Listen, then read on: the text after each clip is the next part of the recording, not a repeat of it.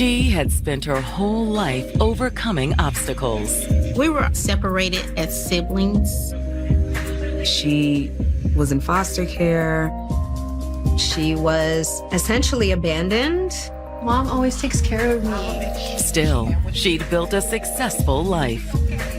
She got her degree in sociology. We celebrated, and I was proud of her. I'm Burgess. Then she'd found the perfect man to share it with. They were inseparable. They just connected so well. She wanted to marry this man. But they would never say I do. He burst in the front door yelling, "Call 911." He said, somebody just tried to kill your mom. He was covered in blood. Hers and his own. He was stabbed deep. This is a whole lot worse than we thought. They needed to get him to the hospital. But it's the truth behind the vicious attack that will really take everyone by surprise. It was unbelievable. It's almost like you gotta be kidding. A warm summer Monday in Winston-Salem, North Carolina. A thriving city built on the tobacco industry and multiple educational institutions. We have Winston-Salem State University, as well as Wake Forest and Salem College. So a lot of people come by way of attending one of those colleges. It's about 300,000 people here. It's a combination of a small town feel with ambitions to be a big city like Charlotte. But as most residents enjoy a peaceful evening, one home is erupting in chaos. 19-year-old Jasmine Moore is at home in Winston-Salem, North Carolina. Stop, please! She's sitting on the couch watching TV when her mother's boyfriend, 52-year-old Fergus Moore, bursts in the front door. Call 911. What happened? Hurry! He's dripping in blood. It's all over him. I got stabbed. I imagine she probably was overwhelmed just seeing Fergus bloody. But that's not the worst part. He said, somebody just tried to kill your mom. She's in the driveway bleeding out. Call 911. Your mama been stabbed.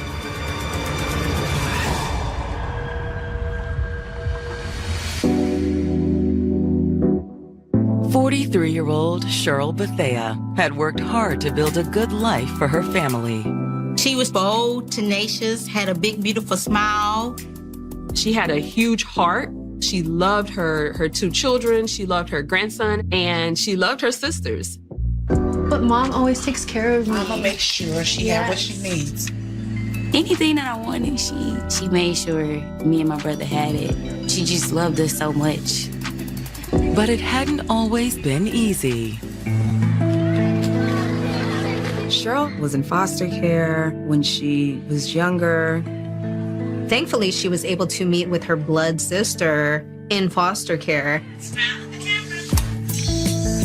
Well, we were put into our last foster home. We end up staying with them until we became adults, which is very rare because if you don't adopt, they usually take you from the home. But she was determined not to let her hardships define her life. In her early 20s, she got married and started a family of her own. Cheryl and her husband welcomed a son first, and 2 years later, they had a daughter. She loved becoming a mom, and she loves her children, period. However, her marriage was a different story.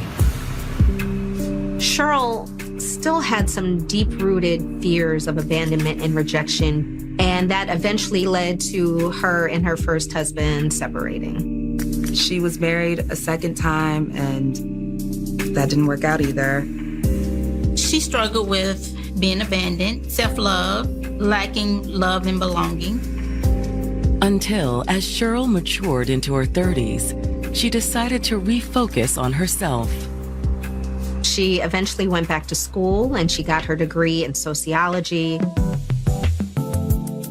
She made great grades, basically all A's. She graduated from Winston-Salem State University, and she was really excited that she was able to do that as a single mother. We celebrated, and I was proud of her. Her daughter may have been proud, but Cheryl still craved more. She was like, I'll be the first one in my family to have my master's. That was her next goal. She was determined. And she was always on the go. Cheryl used to be involved in a lot of things. She was in Black Girl Run. She would go to races and she would run alongside ladies when they were about a quarter of a mile away from the finish line, and she would cheer them across the finish line. She was also very involved in her church community. But as her kids neared adulthood, Cheryl faced new challenges. Her daughter, Jasmine, got pregnant shortly before her high school graduation. At first, she kind of felt like having a baby, it just wasn't the right time. But once I had the baby, she absolutely loved him. But for all the joy her grandson brought, there was still something missing. In her heart, she was looking for companionship and somebody to kind of share life with. And along comes Fergus. Fergus Moore was a family friend, about 10 years older than Cheryl. They met at one of our cousins' parties. They lock eyes from across the room, and really, it was love at first sight. Hey, I'm Cheryl. I was wondering when you was gonna come over here and say hello. Okay, I'm Fergus. Nice to meet you, Cheryl. How you doing? I'm doing fine. They just connected so well. And even though Cheryl had every intention of taking things slow, she didn't hold back. So I seen you looking at me. Cheryl and Fergus were inseparable. They were seeing each other every day, hanging out and having a blast. Eventually, they decided that they wanted to move in together. After years of raising her kids on her own, Cheryl felt she finally had someone else to help share the load. She is happy about having a helping hand around the house. She wanted to marry this man. But now, everything Cheryl has worked so hard for may be in jeopardy. Please hurry. I don't know what to do. I'm panicking. I can't find no phones. After what feels like forever, she finds one. 911, what's your emergency? It's my mom. She's hurt? The call came out, and it was assault on a female. Come on, baby, stay with me. When first responders arrive, they find Fergus on the ground, holding on to Cheryl. It's gonna be okay, baby. They're here now. He seems to be comforting her and rocking her. But Fergus is also in grave danger. He was stabbed deep. It was a sucking chest wound. The officers at the scene render what aid they can. I knew that EMS was coming, so I'm laying direct pressure on this guy. And I was like, hang on, man. Save her, man. But all Fergus could think about was Cheryl. He's saying, I don't know what happened. He stabbed us. Is she going to be okay? 43-year-old Cheryl Bethea had overcome a lifetime of tragedy and hardship to build a happy life for herself, her children, and her grandchild. She was a hard worker every day, making sure she provided for her children. She just loved us so much. But now police are scrambling to save Cheryl and her boyfriend, 52-year-old Fergus Moore, after a vicious knife attack in their front yard. She was severely stabbed multiple times. Fergus had also been stabbed in the chest. I remember thinking, this is a whole lot worse than originally we thought. And it's about to get even worse. It's too late for Cheryl. Her carotid artery was severed. Oh, no. Oh, no, no. the EMT pronounces her dead. And as Fergus is loaded into the ambulance and rushed to the hospital, the officers secure the scene. Miss Bethea was kind of wedged between the car tire and the curb. It was a very disturbing scene. Let's go.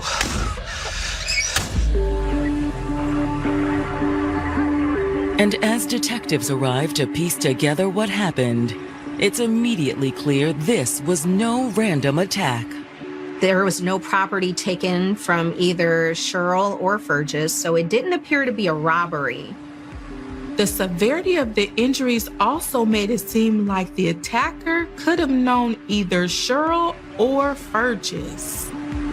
Stabbing someone is so personal. And as the sun sets, detectives head inside to speak to Cheryl's daughter, Jasmine. Thank you. We'll take it from there. After they got the crime scene together, they asked me questions. We're sorry for your loss. Can you walk us through the evening before everything happened? Well, Mom came home from work and decided to go for a run before dinner. I'm getting ready to go for a run, baby. Okay, I'll all be right. back in just a little bit. All right, be safe. She'd only been gone a few minutes when Fergus came home. Hey, where's your mother? Baby's sleeping. She went out for a run. Fergus came home from work early. Fergus paced about in the house for a bit and then decided to go outside and wait for Cheryl's arrival. Had a good run. After a while, her mom did come in. I'm gonna start on dinner. And after starting dinner, Cheryl went back outside with Fergus.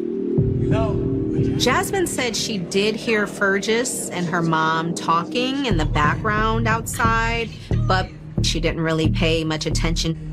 Did you hear anyone else out there with them? No, not that I could tell. But after a while, she thought she heard screaming. But before she could actually get outside to see what was happening, Fergus was at the door screaming to call 911 because somebody had attacked her mother and tried to kill him. According to Jasmine, she looked for the phone to call police. I'm panicking, like my adrenaline is rushing. I only went out there once the police got here. That's when I seen my mom wedged in between the concrete and my car. She was lifeless. And I just dropped to my knees. There was blood everywhere. It was all on the door. It was all on the concrete. It was blood running down the street. And it was really traumatizing for me. No. She's not gone, is she? Do you know if your mother had any enemies? Not at all. Her mother was church going. Her mother was very involved in the community. Who would want to do this to her? Or Fergus? But when detectives ask about her mother's relationship with Fergus, Jasmine admits there were some issues. It just wasn't good. Jasmine says that the two would argue constantly. My mom actually told me she was going to leave him. Cheryl Bethea's daughter has just told detectives investigating the brutal stabbing that left the 43-year-old dead that her mother had been planning to break up with her boyfriend, Fergus Moore. And Jasmine said that suited her just fine. In the beginning, Jasmine and her brother were a little bit leery about Fergus coming into their lives. Part of that was because when he met Cheryl, Fergus was unemployed. Fergus was a little bit down on his luck and was trying to find a way to kind of get back on track. I couldn't really have any say-so in who my mom dated. Like, at the end of the day, it's her decision. Jasmine says that at first, their worries about Fergus appeared to be ill-founded. Jasmine told the detectives that everything started out really well. They got along and it was good. Their mother seemed to be so happy and felt like she had finally found a partner. Once they started dating, Cheryl helped Fergus get back on his feet. She found him a job at a chicken plant. He also moved in. They were a little surprised at how quickly things moved, but he was able to help with the family responsibilities and the household bills, and both of them seemed really happy. However, it wasn't long before things started to change. That's when, I guess his true colors were coming out. He would come home with shoes and clothes and all sorts of things for himself, and Cheryl felt like he wasn't contributing to the household as much. So that became a strain in their relationship. They started fighting about money. And Cheryl's daughter was often caught in the middle. He would say nasty words to me. He would call me all kinds of names. The house was just very tense, and it was very uncomfortable for everyone. It became such a disruption in their environment that her brother didn't even want to be home most of the time. And Fergus apparently felt the same way. He was gone, doing something else, working. He didn't really interact with us. He would find any excuse that he could to be out of the house. Jasmine says that her mother had eventually asked Fergus to move out. She just was done, fed up. I felt like she was kind of what did I get myself into? But Fergus soon found a way to creep back in. She did like him, care for him. She was like, everybody gets second chances. She let him move back in? Yeah. Can't take on this responsibility by myself. And despite the chances she gave him, Fergus never changed. They'd fight, she'd kick him out, and then he'd come crawling back. They would smooth things over, and the process would start again. To be honest, I think that's what they were talking about before they got attacked. The detectives suspect Jasmine may be right. Maybe this time, Cheryl told Fergus to get out for good. They were asking me, did he do it? And I was like, I'm not really sure. I mean, they'd fight a lot, but for him to actually kill her, I don't know.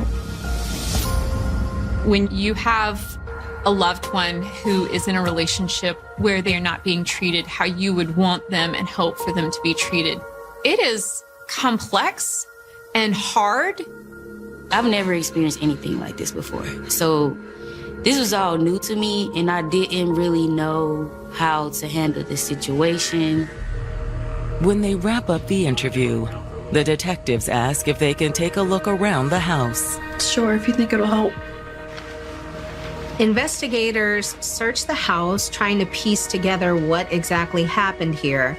At first, they didn't really notice much. However, when they went into the kitchen, they noticed a knife block on the kitchen counter. One knife is missing. And in addition to a possible murder weapon, detectives find a potential motive in some of Cheryl's papers. They found a restraining order. One that Cheryl had taken out against Fergus. It was filed that very same day. Detectives investigating the brutal murder of Cheryl Bethea have discovered that just hours before her death, she had taken out a restraining order against her boyfriend, Fergus Moore. But Fergus was also severely injured in the knife attack that killed Cheryl. So Fergus is currently in surgery while they're searching the house and finding these things. Which does give credence to his claim that some unknown assailant attacked them both. However, the detectives can't ignore the fact that the restraining order gives Fergus a solid motive. Is it possible that Fergus had killed Cheryl and then stabbed himself to deflect suspicion? It seems far-fetched, given the severity of his injuries. To actually perform this act and then to take it even further to inflict a wound on himself. That's insanity. At that point, you have your doubts about what happened. but you have to shake every tree and see what falls out of it. The detectives head back to the station and dig into Fergus's background. They discovered that about a decade ago, Fergus had served 4 years in prison for armed robbery. He has numerous domestic violence offenses against women on his record. The earliest was way back in 1989. All he got was a $65 fine and probation. And based on the police records, it appears that Cheryl had suffered similar abuse. Cheryl herself had filed reports of domestic violence against Fergus very recently. For the detectives, it's yet more evidence suggesting that Fergus isn't just a second victim. But until he's out of surgery and in recovery, the detectives aren't able to question him. They decide to speak with Cheryl's sister in the meantime to get some more background information. It was already all over the news, and that was just the worst experience I've had in my life. Though devastated, Cassandra agrees to come down to the station for an interview. We're sorry for your loss. Her immediate response was that she was afraid something like this would happen. She says that as much as Cheryl tried to downplay any abuse, she knew for a fact that it was an abusive relationship. I was on the phone with her one time, and they started cussing at each other, and they were arguing. She says she questioned Cheryl several times, and Cheryl just said that that's how they are with each other. It's like, it's none of your business. Oh, this is just how we do. Did you ever see him hit her? Well, no, not directly. But she did see the results of what had transpired. She had a black eye one time, and I asked her about it, and she said she fell and hit the table. But that never sat well with Cassandra.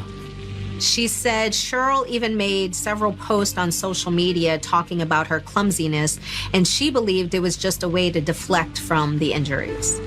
It was like she never wanted us to know her business.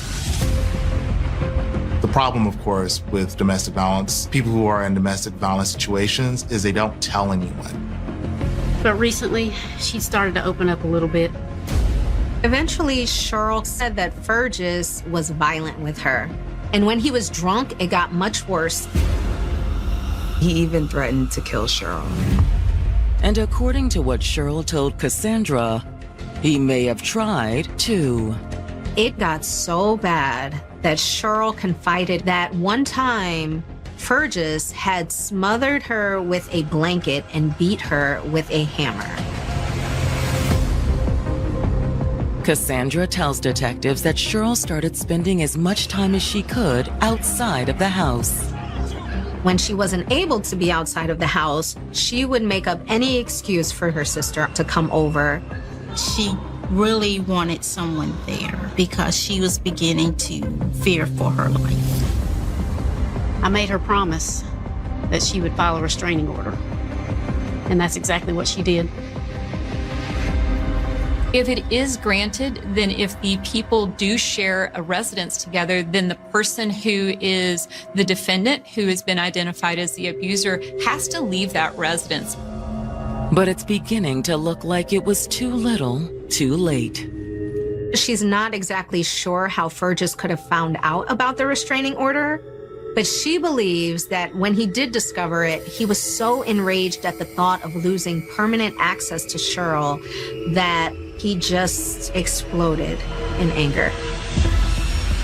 For the detectives, it's an all too familiar scenario. You offer the help, you offer the brochures, you lock up the assailant, you'll take them to the battered women's shelter. You do all the things, only to go back 6 months later and deal with, if not the same thing, something worse. We see folks in our community who are killed by domestic violence, and it happens every year. A lot of times, those folks were trying to handle it on their own, and it takes community. Oftentimes, it's incredibly difficult for people who are involved in abusive relationships to leave them. But before law enforcement can make any sort of arrest, they need to speak with Fergus.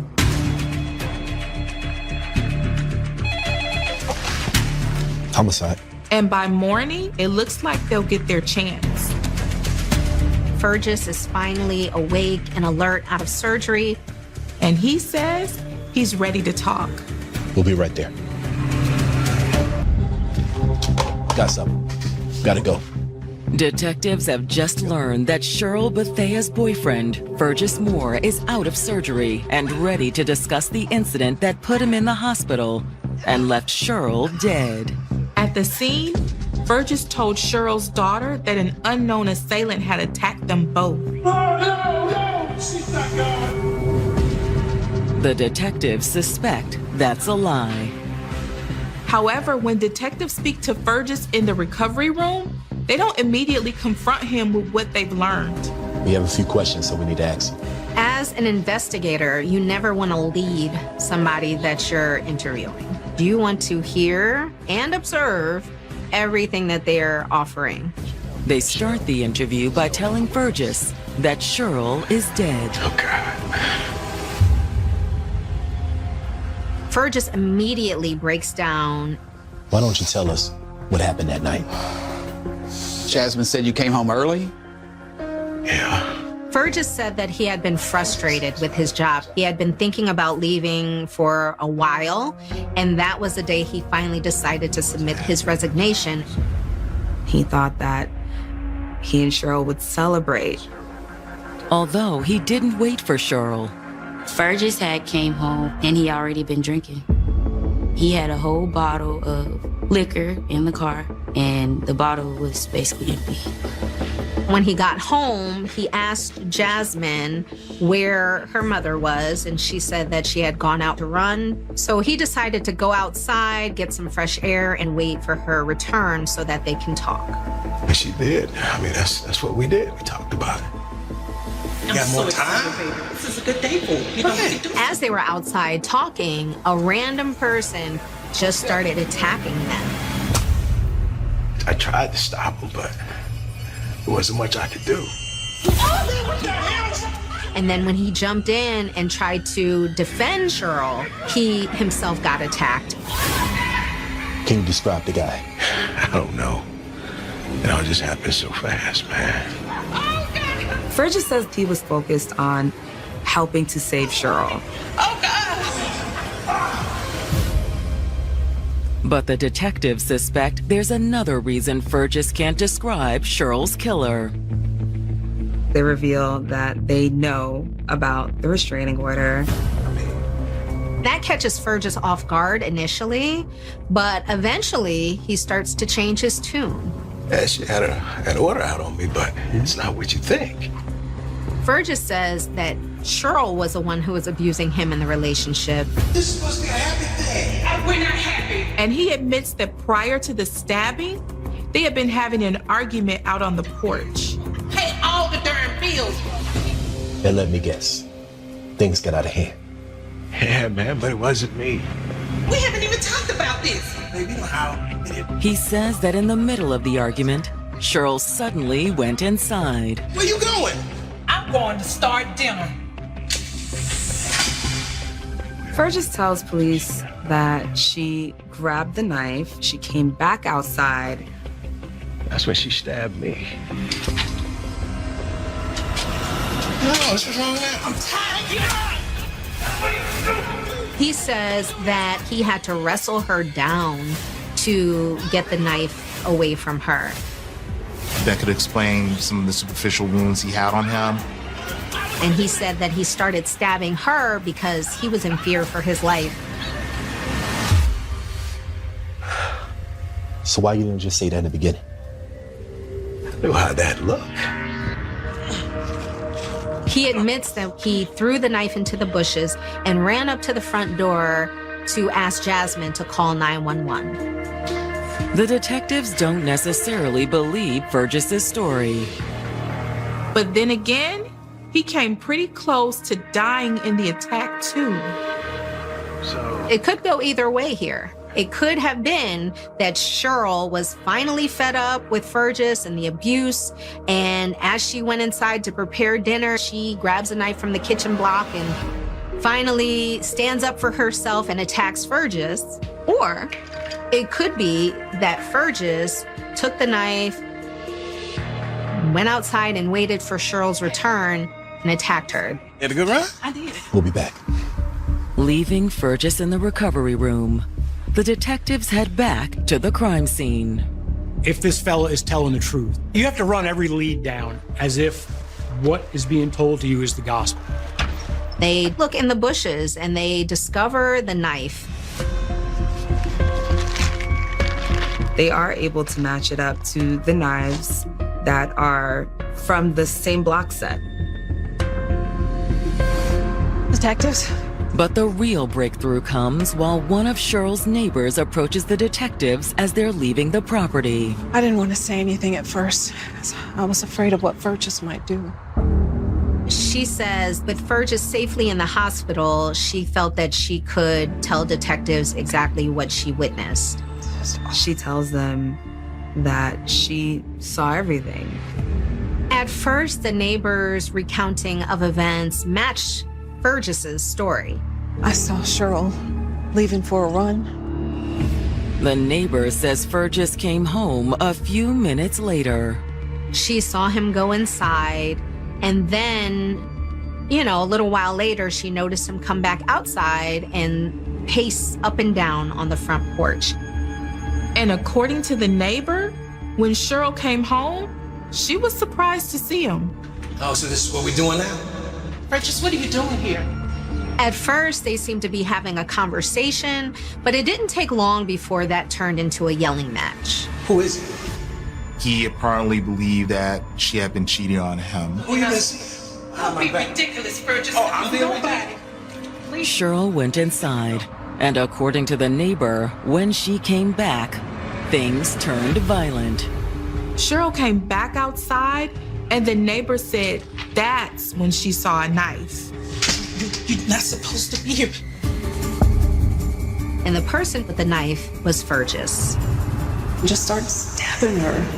What is wrong with you, girl? Neighbor has just revealed to detectives that she witnessed Cheryl's boyfriend, Fergus Moore, attack the 43-year-old mother of two. What is wrong with you, girl? She says Cheryl started backing up into her daughter's car, leaned up against the car door, and started begging for her life. Fergus, please stop. It seemed like Fergus had already made up in his mind what he was going to do. He just had so much rage. He just stabbed her over and over. I don't think there's anything anyone could have done to stop it. Cheryl had attempted to get away from him, but he did not want to take no for an answer. Cheryl never stood a chance. As horrifying as the attack had been, Cheryl's neighbor says what happened next was even more shocking. The neighbor said that he stabbed himself in the chest. Thought maybe he was trying to kill himself. But it wasn't a murder-suicide. He threw the knife into the bushes and then ran to the house to tell the daughter that they had been attacked. After he killed Miss Bethea, he probably realized, I better do something to make this look real. People go to extreme lengths to cover up their crimes. Once they have the neighbor's statement, the detectives get a warrant for Fergus's arrest. When Fergus is released from the hospital, he goes right into police custody. But when detectives confront him with what they've learned from the neighbor, Fergus denies it. Fergus still maintains that everything that transpired was in self-defense. And as the case moves toward trial, prosecutors plan to seek the maximum possible penalty. The prosecutors indicted him for first-degree murder, and they also said that they were going to pursue the death penalty. Cheryl was stabbed 39 times. And Fergus had several previous convictions and charges for violent offender crimes. His defense team, however, has another strategy. The defense team calls Fergus's intellectual capacity into question. To the dismay of Cheryl's friends and family, the court ordered a mental evaluation. It's almost like it was a joke to them. That's what it felt like. This man is evil and he did this. So why are we going through this? We all was on pins and needles. I just wanted justice for Cheryl and her family. But the family would be in for a long wait. They decided that he was incompetent to stand trial. And therefore, he should be exempt from the death penalty and receive a plea deal. Based on the findings, the prosecutors agree to a deal. Fergus enters a guilty plea to the lesser charge of second-degree murder. Per the terms of the deal, the judge sentences Fergus to 35 to 43 years in prison. He was 57 at the time. Fergus tells the court that he understands at his age that sentence is tantamount to a life sentence. But the people most affected by his crime are still devastated by the outcome. I was disgusted with him, especially when he tried to play like he was just innocent. That really made me angry. He deserved the death penalty. What you gonna get down to your hair? But Mom always takes care of me. In the aftermath of Cheryl's death, her family does manage to find some solace in preserving Cheryl's legacy. I promised Cheryl that I would not allow her death to be in vain. So Jasmine and I speak in the community on domestic violence.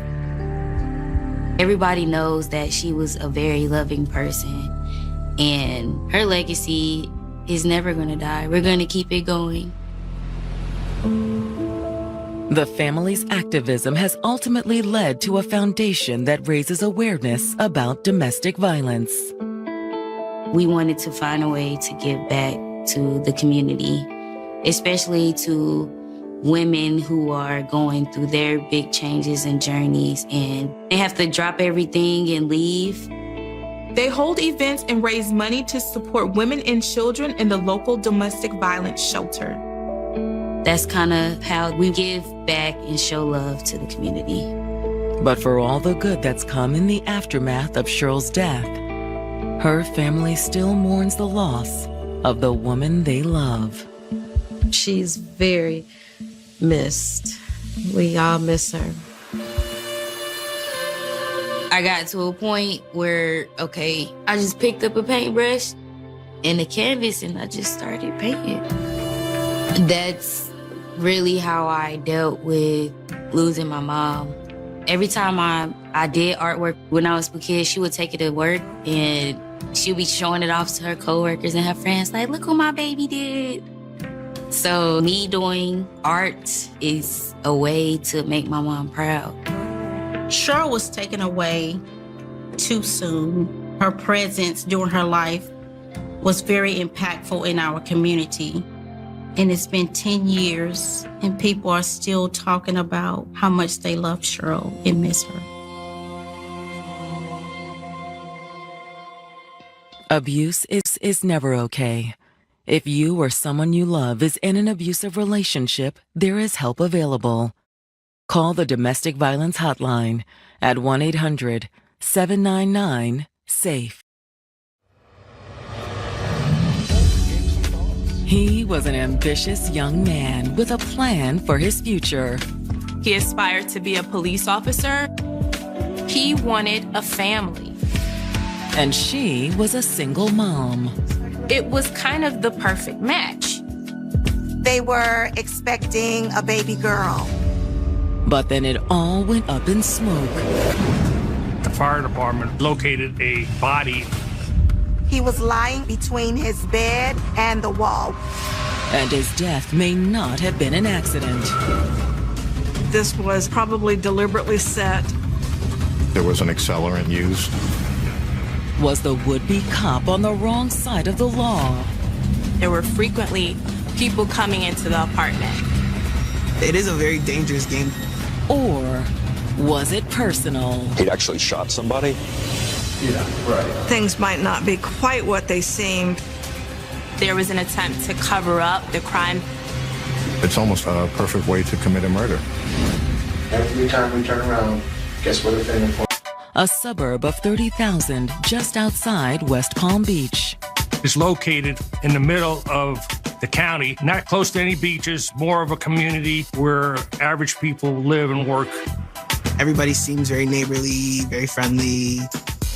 It's a very quiet place. But at 11 o'clock, sirens break the tranquil peace of the warm summer night. A 911 call came in reporting a fire at an apartment complex. There were flames and lots of smoke. When the firefighters arrive, they quickly determine that the fire is confined to a single apartment. And according to the neighbors, the tenants are named Samuel Norris Jr. and his girlfriend, Charade Cooper.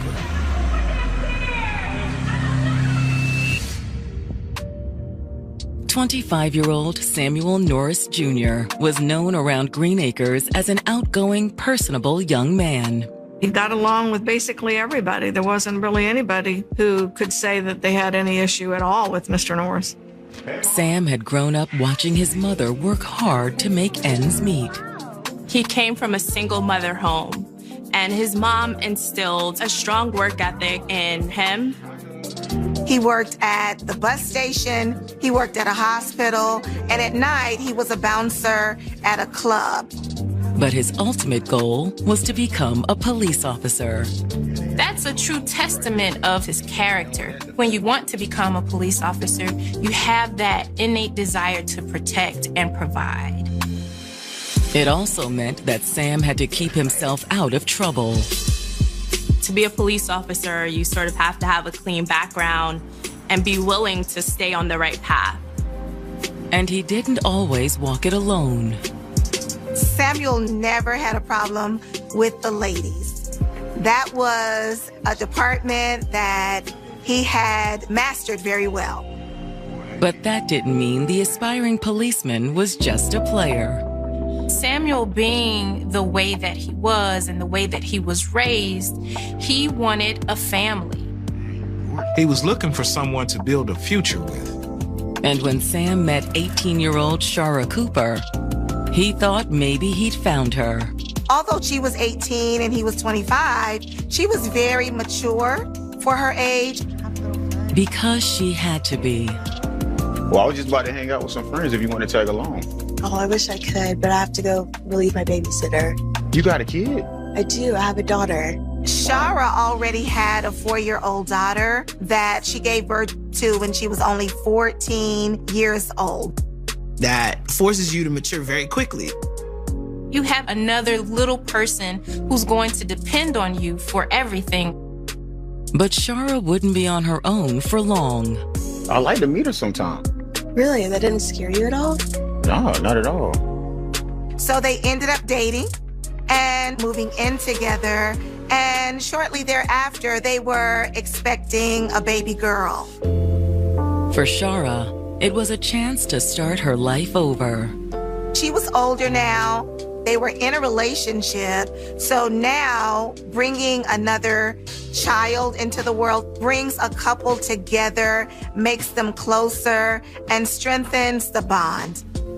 And by the summer of 2005, they were looking forward to the baby's arrival.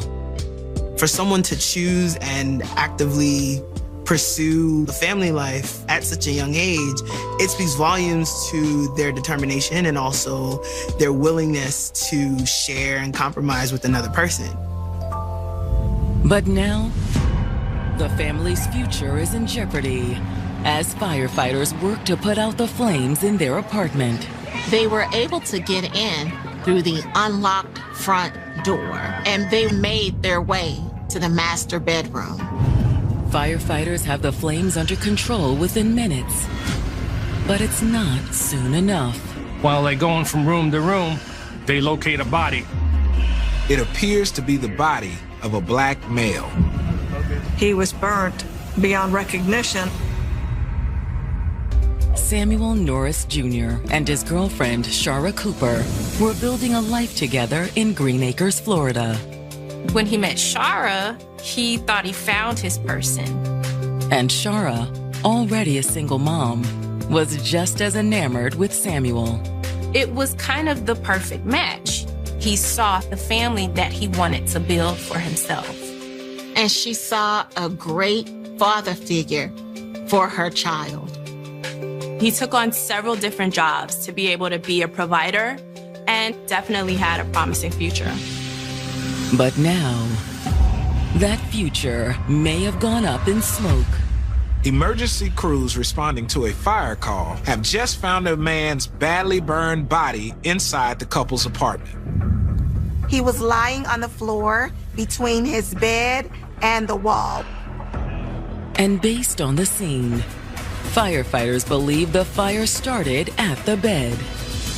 It was basically destroyed. It was gone. It was down to the springs. The fire marshal knew pretty quickly that this was probably deliberately set. Suspecting foul play, the firefighters call arson and homicide investigators out to the scene. For the detectives, the challenge is determining if the victim is Sam. A lot of times you do have DNA that's left. You may have fingerprints. But when the medical examiner's team arrives to remove the body for autopsy, they make a surprising discovery. There was blood underneath his head. Does that mean he didn't die in the fire? In this case, the body was so burned that it was very hard to determine.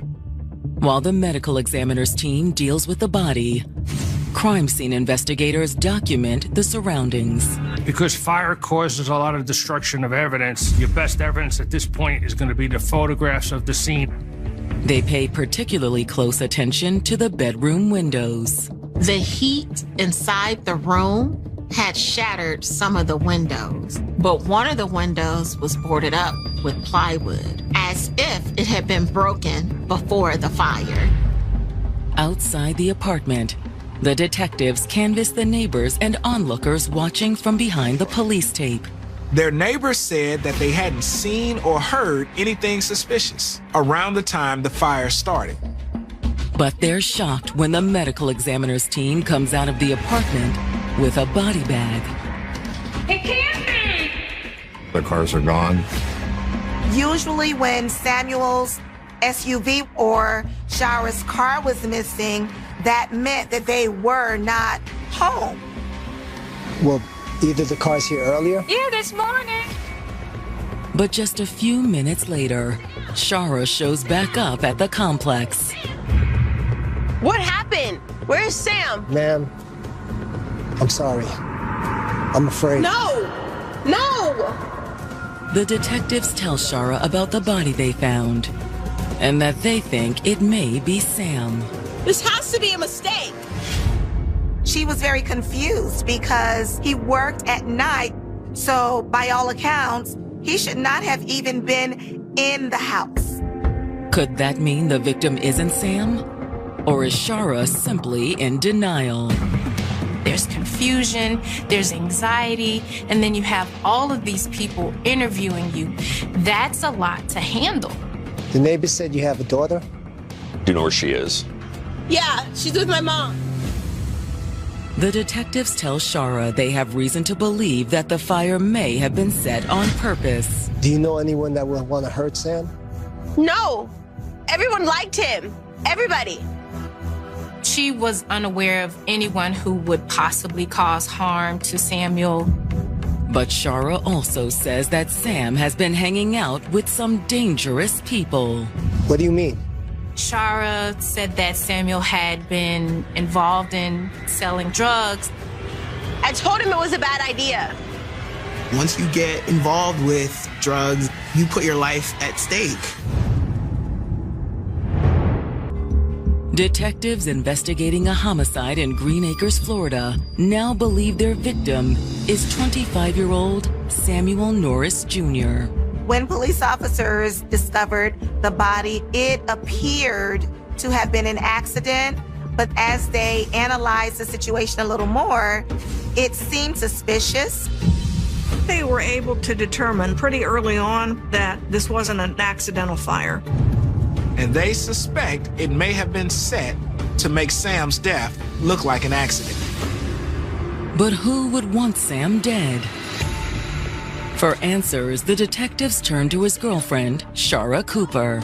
It isn't easy given the circumstances. You've just been told a loved one has died in a tragic fire, and now you're being asked for information.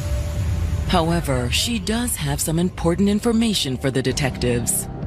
He was dealing. You mean drugs? Yeah. The news takes the detectives by surprise.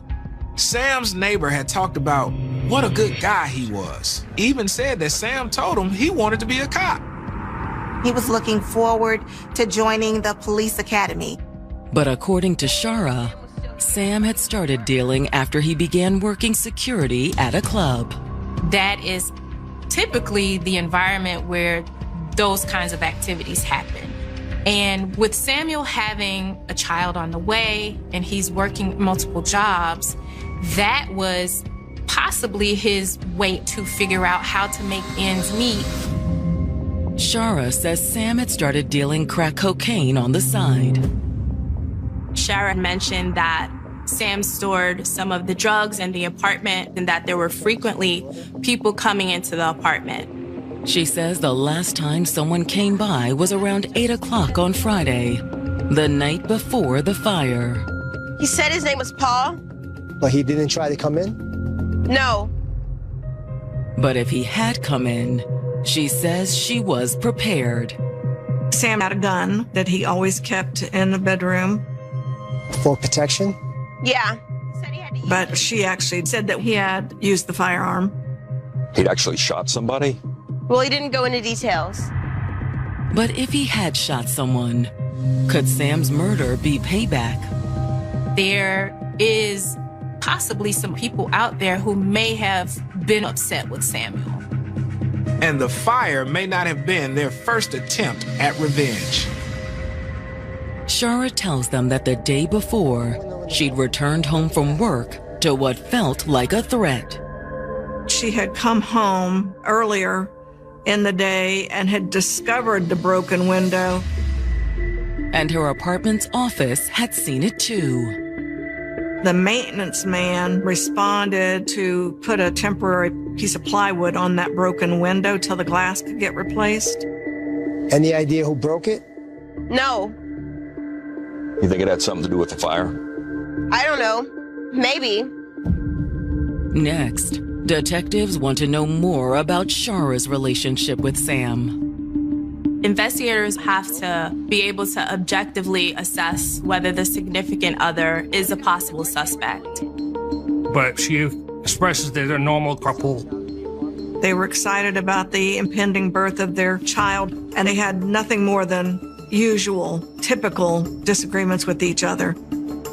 When you are that age, you're still trying to figure yourself out, let alone figuring out another human being. You're going to have things that get on your nerves. In fact, Shara says she'd had an argument with Sam just that morning. They had gotten into an argument, but they were able to smooth things over. Although Shara admits that she left the apartment around 6 that evening just to give Sam some space. Where'd you go?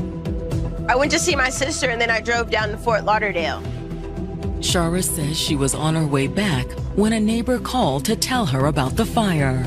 I didn't know Sam was still here. I thought he was at work. After talking to Shara, The detectives head back to the station to look for any records that might suggest that Sam was involved in something nefarious. They try and substantiate the claims by going to a database and seeing if there was ever any arrests based on drugs or violence. But their search comes up empty. No firearm charges or anything to do with drug dealing. Unable to find any evidence of drug dealing in their records, they turn to Sam's family.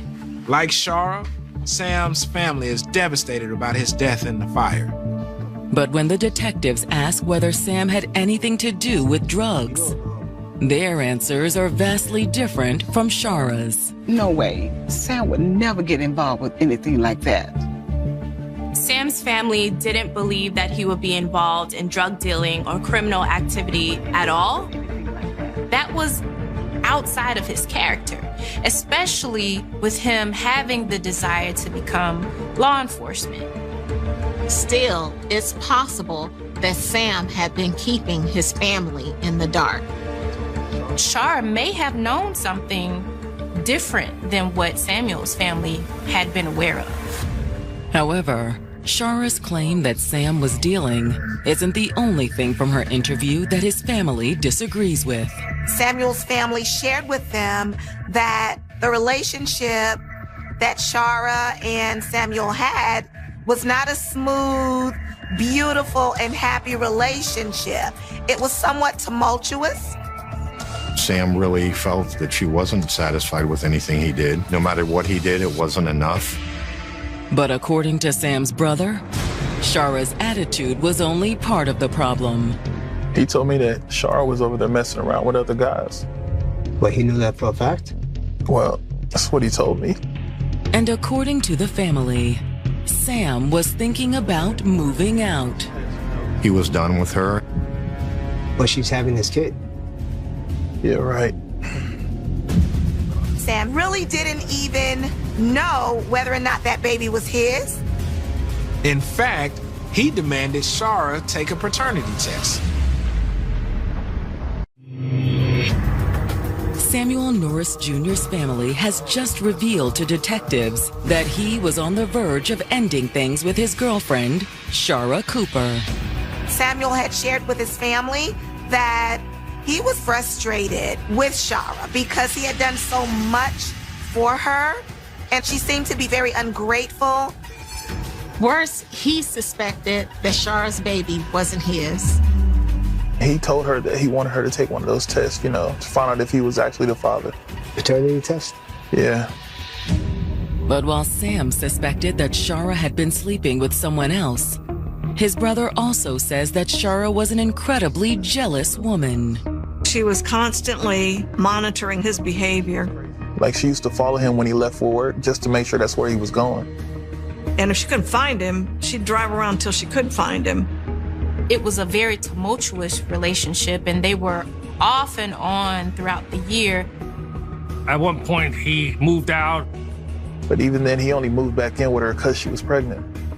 However, while the couple had been apart, Sam had met somebody new. Her name is Danielle Hubbard. Being with Danielle was a much needed and refreshing change from what he had been experiencing with Shara. It had started as a casual fling, but quickly grew into something more serious. He started to really care about Danielle. And so now he's caught in between the two. Which explains why he'd been pushing Shara to take a paternity test. Sam wanted to do the right thing. But if the paternity test would show that he was not the father of the baby, he could move on. But now the detectives wonder if Sam's desire to do the right thing had cost him his life. Anytime an investigation uncovers a love triangle, detectives start to think about whether jealousy and anger are motives for what happened. Was Danielle angry that Sam had gone back to Shara? Could she have been pushed over the limits because he left? Or did Shara fear he'd leave her for Danielle? Even when he got back with Shara, it was difficult for him to cut off that relationship with Danielle. I think Sam Norris really missed that relationship and realized that maybe he had made a mistake. That's basically what the paternity test was about. He wanted out. The following morning, detectives asked Danielle to come in for an interview. At this point, they're looking for a timeline as to their relationship. They're looking at if she's jealous, how much she knows about the current girlfriend. And has she heard about the fire? Do you really think it's him? We haven't confirmed the identity, but we believe it's him. I knew it. I knew when he didn't answer his phone. I knew it. She was devastated to hear that Samuel was no longer with us. Danielle expressed that her and Sam were really in love. Danielle says that when she started seeing Sam, she didn't know about Shara. But Shara knew about her. Hello? Do you know who this is? Shara began harassing her. Leave my man alone. Does that make you angry? Oh, yeah, but he said that he was only with her on account of the baby. Danielle lets us know that Samuel was still operating with the idea of doing what is right for his family. And Samuel had plans to try to make things work with Shara. Danielle respected that because that is something that she would expect a real man to do. At least that's what Danielle claims. It's possible that she was more jealous than she let on. Where were you last night? At my mama's house. When was that exactly? Like 7 to 11:30. If that's true, it's unlikely Danielle could have set the fire. But if Danielle didn't do it, who did? You believe Shara is capable of killing Sam? I don't know, but I don't know who else would want to hurt him. After the interview, the detectives follow up with Danielle's mother. Her alibi checks out. Danielle Hubbard had nothing to do with this. Thank you. And was just an unfortunate victim as well. With Danielle in the clear, the detectives head back to Sam and Shara's apartment. The arson investigators have finished their work, so the detectives are able to search unimpeded. They don't find the gun Shara said Sam kept in the apartment, but they do find ammunition. So it looks like Shara was telling the truth about the gun. But that doesn't necessarily mean Sam was a drug dealer. They were unable to find anything to support Shara Cooper's claim that he was involved in illicit drug trade. However, the investigators are unable to find Sam's keys, wallet, or cell phone. Which raises the possibility that rather than a love triangle, detectives are dealing with a simple robbery. Maybe the robber had a confrontation with Sam, took his wallet, phone, and his gun and set the fire before driving off in Sam's missing SUV. Hoping for a lead on the killer, the detectives issue a be on the lookout for Sam's SUV.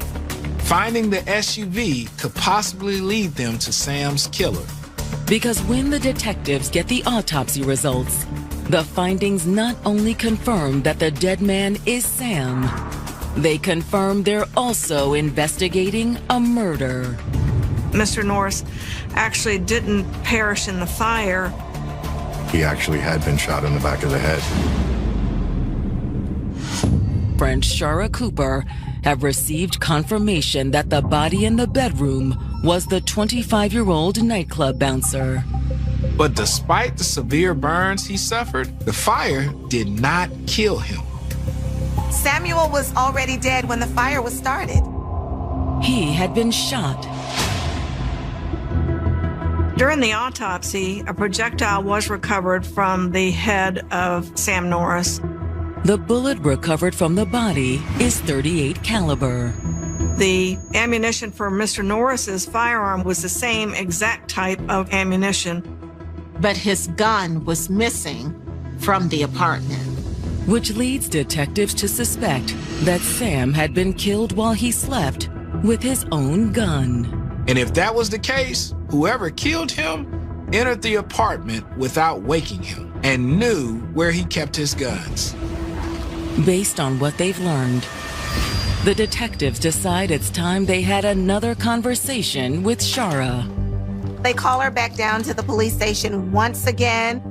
I'm going to ask you about everything that we have there. There were some questions on. A lot of what Shara was saying just didn't add up.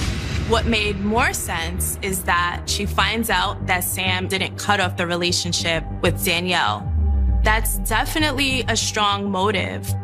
They ask her about the inconsistencies that she's been giving, and they talk to her about things that she had failed to share with them. At this point, we're concerned about making sure that you're being honest with us. They also revealed that Sam wasn't killed by the fire. Once investigators sort of press Shara about what happened, she kind of breaks. She decides to tell them that she thinks she knows who may have done this. She says it may have been an old boyfriend of hers named Ricky Hughes. He was into drugs and everything else like that. She said the relationship was over before she met Sam. But Shara says that Ricky had a hard time getting the message. He was still calling and still come back. And she says he'd recently started harassing her. And Sam, too. He knew about me and Sam. And on the day of the fire, he showed up at the apartment. Ricky got into an argument with Sam. Where were you when this happened? I was in the room. In the bedroom? He answered the door. I heard the voices. Sam asked him, what do you want with me? Shara says the conversation got heated. She said Ricky left and Sam didn't say anything to her about what happened. Then, to let the situation settle, she went to her sister's house. She had left to give Sam some space. But while at her sister's house, Ricky shows up. He actually has phones with my boy. What are you playing at? He tells her, I've been by your house, I shot Samuel, and then I set the house on fire. Why didn't you tell us this on Saturday? The day it happened. The day it happened. Yeah. Shara says it's because Ricky had threatened her. He said if anybody asks you anything, you didn't see me today. Look at this gun. But it's my head repeated itself. He knows where I stay. He knows me. He knows everything about me. He knows where my mother works. Knows where my father works. He knows exactly where I'm at. And he tells her, and if you tell anybody, the same is going to happen to you. Try it. Do it again. Shara says that's why she hadn't told them about Ricky before. Shara said he's the one that did it. But when detectives contact Ricky Hughes, he doesn't act like a man with something to hide. He immediately agrees to come in for an interview. We took a statement from Shara, and she told us that you were involved in the killing of her boyfriend, Sam Norris. Confronted with Shara's accusation, Ricky appears shocked and confused. He doesn't even know who Sam is. According to Ricky, he hasn't talked to Shara in years. Can you tell me where you were at on Saturday, July 23rd? I'm not going. And you didn't have nothing to do with Sam being killed? No problem. When the detectives follow up with the dog track, his alibi checks out. There are multiple people who saw him there that evening. They're able to exonerate him. Which means that Shara has been lying to the detectives from the beginning. So they're really looking at her very strongly as being involved in this death. But it will take more than her lies and a tumultuous relationship to charge her with murder. The breakthrough comes more than a month later, when detectives get word that a patrol officer has located Sam's SUV. The SUV was spotted in the parking lot of an apartment complex, about 20 minutes from Sam's apartment. When they locate the SUV, it had been stripped of its rims as well as the stereo system. So they started questioning some of the residents that lived in the apartment complex to see if they can find anybody that knew Shara or Sam. Several people point detectives towards a tenant in the complex, a man named Dominic Glover. Can I help y'all? How you doing? You know Shara Cooper? Dating her sister. So you have Sam's vehicle that was stolen from the scene, and now we find it at the sister's boyfriend's apartment complex. That vehicle out there belonged to Shara Cooper's boyfriend. I mean, I don't know anything about it. Come on, guy. You don't know anything about that vehicle. But when detectives pressure him, Dominic tells them exactly how Sam's SUV got there. He confessed that Shara had asked him to steal Samuel's SUV. He said, she picked me up and took me to the house and gave me the keys. And she also gave him Samuel's gun.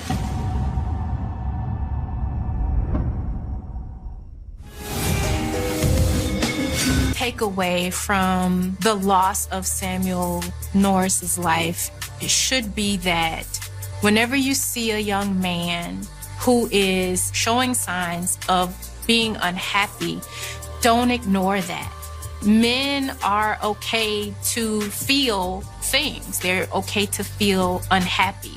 And if you know that your loved one is involved in a situation that is causing them grief, allow them to be heard, but also gently reinforce their value.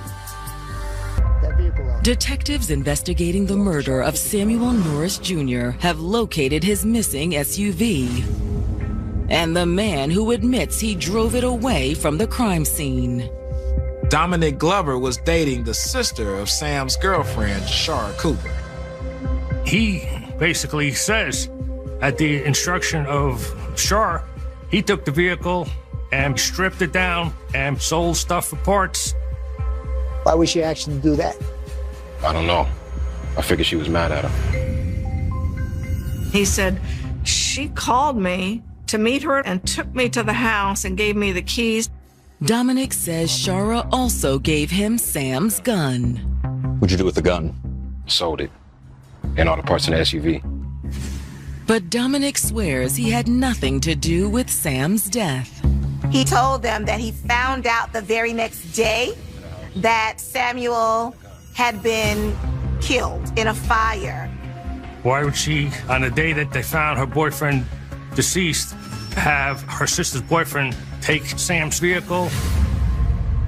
Now convinced that Shara is behind Sam's murder, the detectives head back to the station to contact the apartment complex's maintenance man. When police officers were speaking with Shara, she shared with them that someone had broken the window of the master bedroom.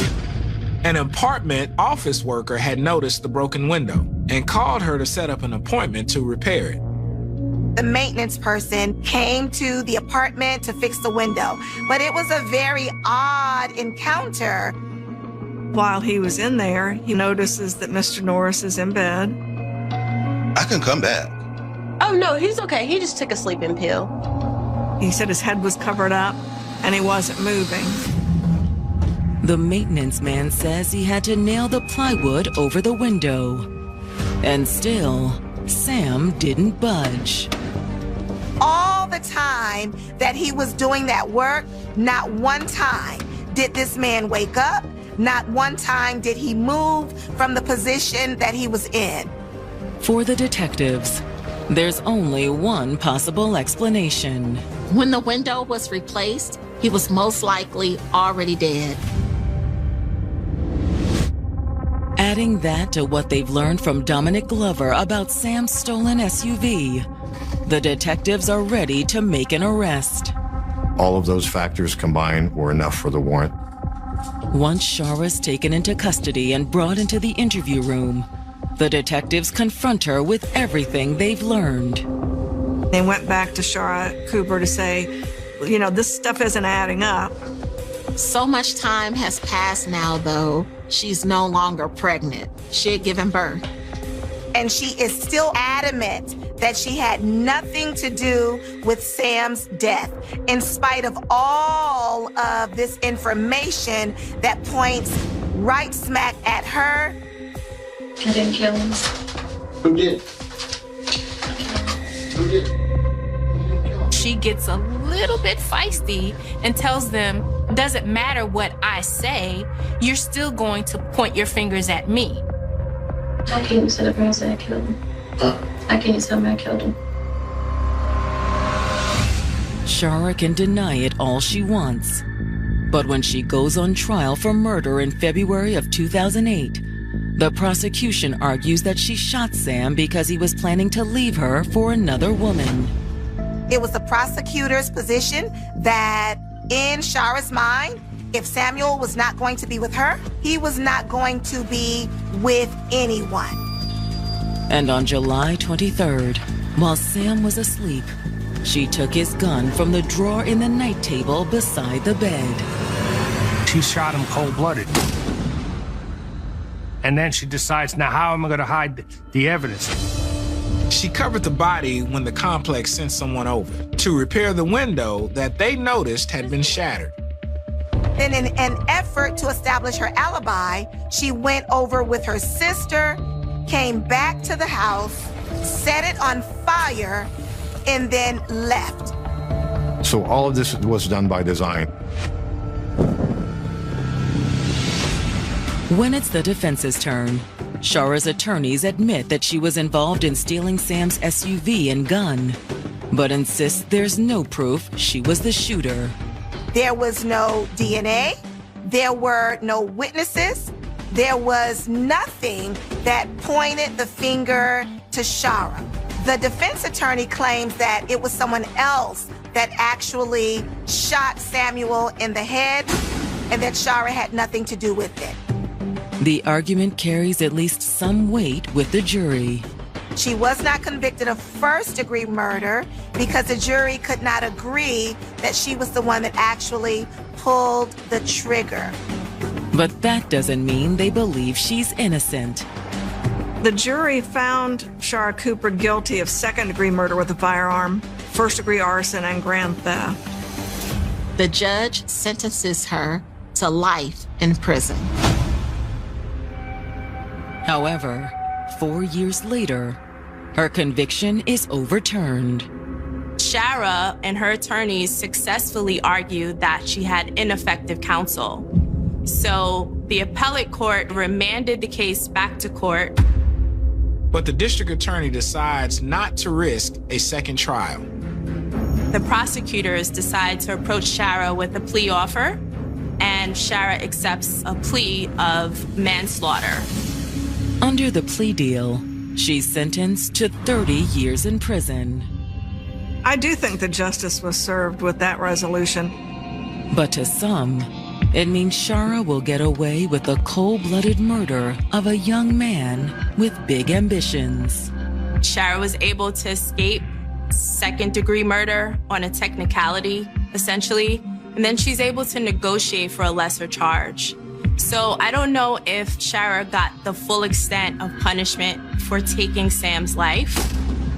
She knew what she was doing. She had a plan. She thought she could get away with it. She didn't care about Sam.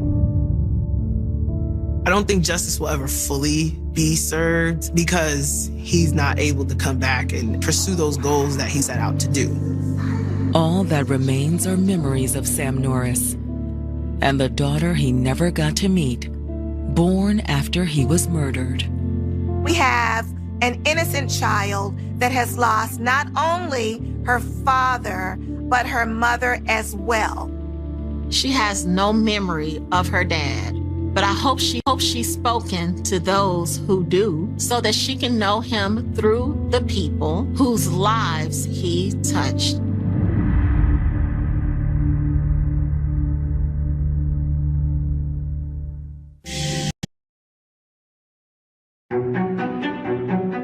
Love has a way of finding us when we least expect it.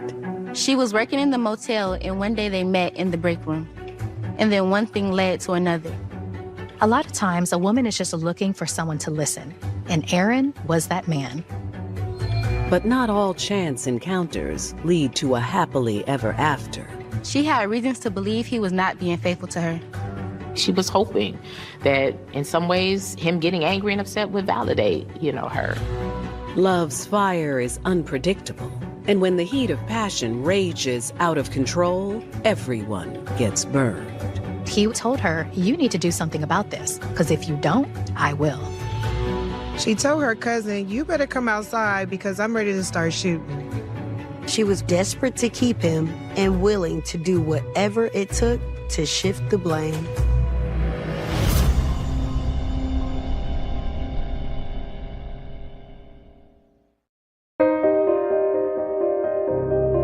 May 25th, 2020, Gulfport, Mississippi.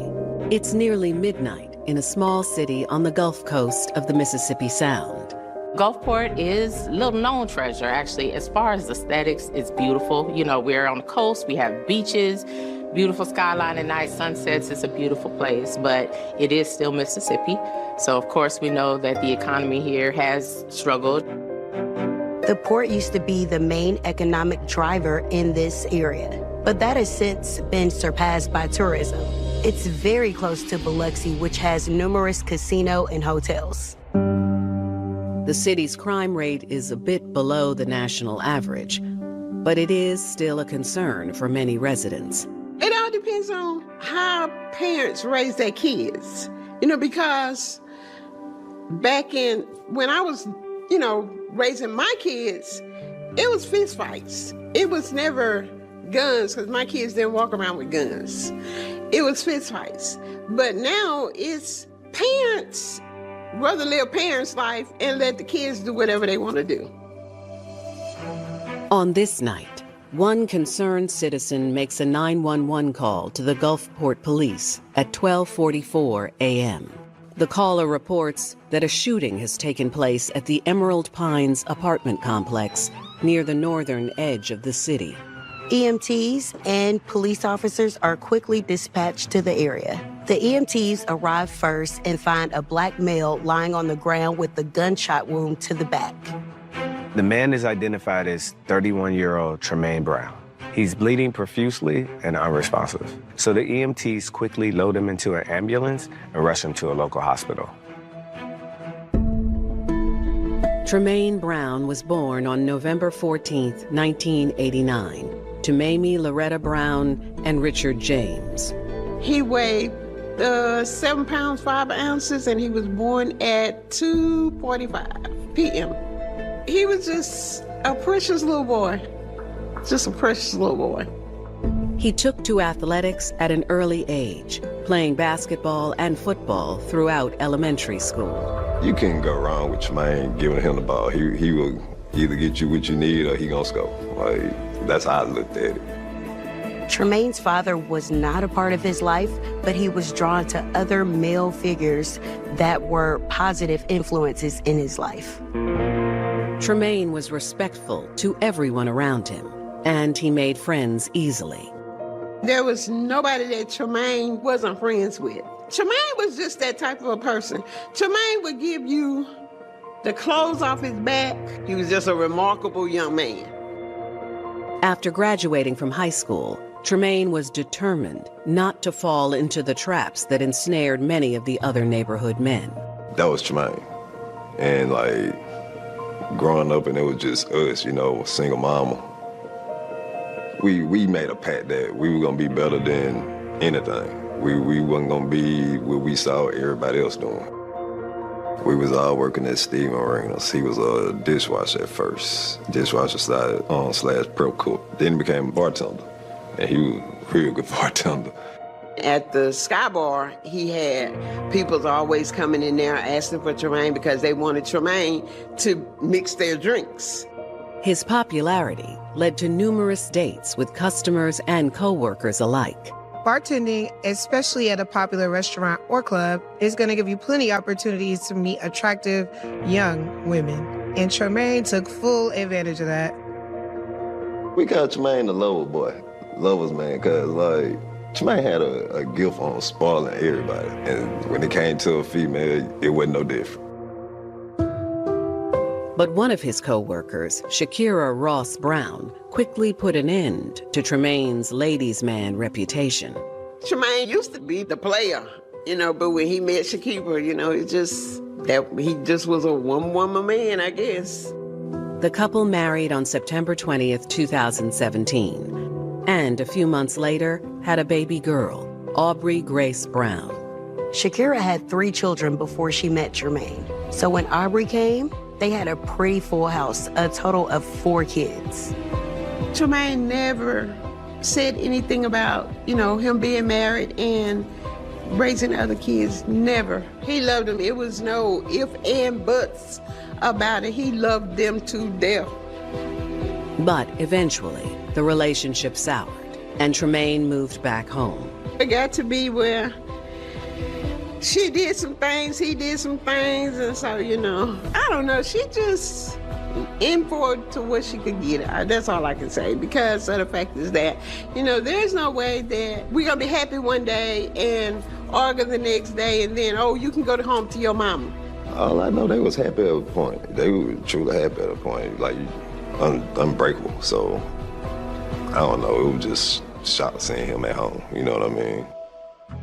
But now, Tremaine is being rushed to the hospital, his fate very much in doubt. At the apartment complex, a second man has been found shot in the arm. The man identifies himself as Raphael Richards, who says he's a friend of Tremaine Brown. While his wound is not life-threatening, it is serious, and EMTs prepared to take him to the hospital for treatment. Police officers arrive at the scene and begin processing it. Given it's an apartment complex, neighbors are awakened by the gunfire. The neighbors step outside to see what all the commotion is. The officers quickly cordon off the area so the scene isn't contaminated. On the ground outside of Raphael Richards' apartment, police find numerous 9mm shell casings. There is also a pool of blood near the door to the apartment. The pool of blood corresponds with where EMTs found Tremaine Brown, so it appears that he was close to the door when he was shot. As paramedics load Raphael into the ambulance, officers are left with many questions. But above all, they want to know who pulled the trigger.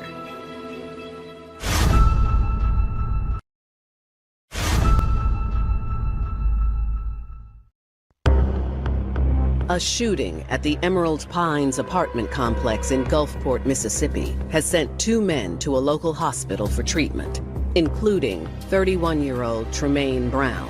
Police are processing the scene and interviewing bystanders, trying to determine exactly what happened.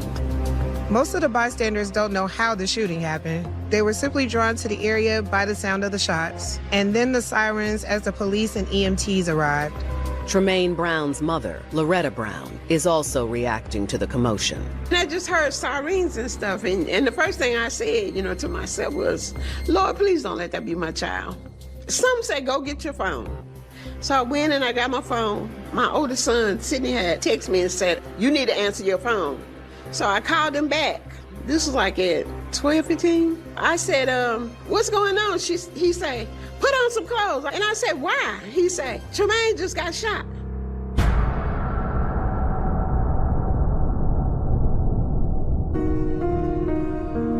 Loretta is stunned, not only because her son has been shot, but because he had been with her just moments before. Tremaine was living with his mother, who resides in the same complex. And that evening, he and his 3-year-old daughter, Aubrey, were enjoying a late dinner.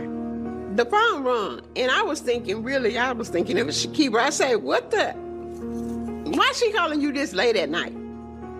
But it's not Shakira. It's Tremaine's friend, Raphael Richards.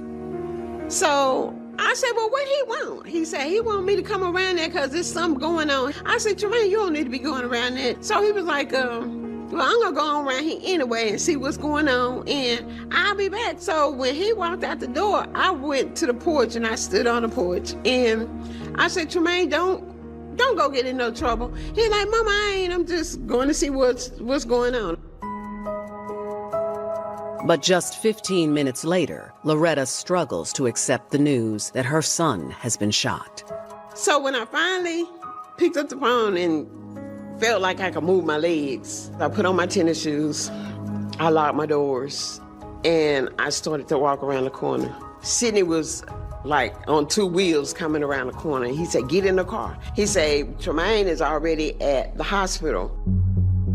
As Sidney drives his mother to the hospital, she tries to get information about Tremaine.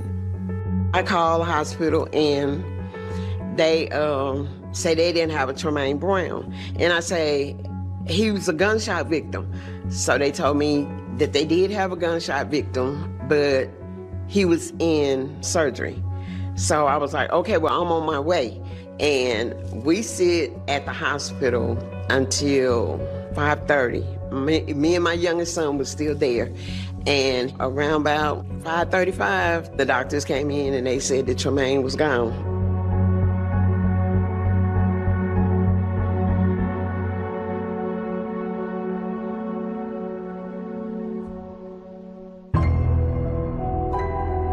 Tremaine's family is devastated. They return home and find the apartment complex transformed. By the time we got home, my street was flooded with people. The roads were blocked. With the shooting now officially labeled a homicide, detectives look to Raphael Richards in hopes he can identify the shooter. While paramedics were transferring Raphael to the hospital, an officer asks him if he knew anything about the shooter, and Richards tells him he knows exactly who shot him. Aaron Mays and Gitano Lewis, a couple that lives in the same apartment building as Lewis's mother. Suspecting that the couple may be hiding inside, officers secure a search warrant. When officers enter, they find that the apartment is empty and there's no sign of where the two have fled. At that point, the police have little to go on. Police run an initial background check and find a vehicle registered to Gitano Lewis. So they issue an APB for both the car and the couple. Detectives turn to victim Raphael Richards for more information about the shooters. Detectives go to the hospital where Richards is being treated and conduct an interview with him. Richards tells them he was at the Emerald Pine Apartments visiting a girlfriend. Shortly before midnight, Aaron Mays and Gitano Lewis and Gitano's 3 cousins came to the apartment to discuss an incident that happened 3 weeks earlier. Richards says that he invited the group inside, but Aaron and Gitano refused, opting to stay outside. So Richards went on the inside and talked to Gitano's cousins for 10 to 15 minutes. He said during the conversation that he called his friend Tremaine Brown and asked him to come over as well to join in the discussion. But before Tremaine arrived, one of the cousins received a call on her cell phone. The cousin told Richards that the call was from Gitano, and she said that Gitano and Aaron were outside the apartment with guns, and they wanted to talk to Richards. Richards says when he opened the door, he saw Gitano Lewis and Aaron Mays pointing guns at him. And he believes they both began firing at him immediately. Richards said he seen his friend Tremaine Brown in the corner of his eye outside of the front door. But when he realized that Gitano and Aaron were shooting at him, he instinctively grabbed the door and pushed it closed, trying to shield himself from the gunfire. Richards added that he felt a sting on his left arm as he pushed the door closed. He didn't realize he was shot until one of Gitano's cousins pointed out that he had blood on his shirt sleeve. Richards grabbed his phone and dialed 911 to report the shooting. Richards said while they waited for the police and the EMTs, he looked out his kitchen window and there was no sign of Lewis or Mays. He opened the front door of the apartment and saw Tremaine Brown lying on the ground with blood all over his back. He stayed with him until paramedics arrived minutes later. Detectives ask Richards the nature of the incident that brought Gitano Lewis and Aaron Mays to see him that night. Richards said Gitano told him she had been raped by Richards 3 weeks earlier, and the cousins were there because they wanted to hear his explanation of the incident. Richards has denied the allegations to Gitano's cousins, but clearly Gitano and Aaron did not accept his denial. It appears that they came here with guns looking for retribution. With Raphael Richards' statement, police have enough to issue arrest warrants for Gitano Lewis and Aaron Mays. Police immediately issue an APB or BOLO for the suspects, but have no idea where to find them. They appear to be in the wind. There is no trace of where this couple is gone, so the hunt is just beginning.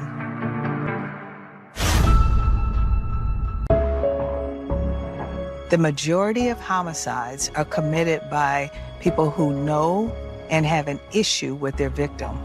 That's why detectives always start with what we call the inner circle first. We focus on those closest to the victim because they're the ones most likely to have a conflict and therefore a motive to kill.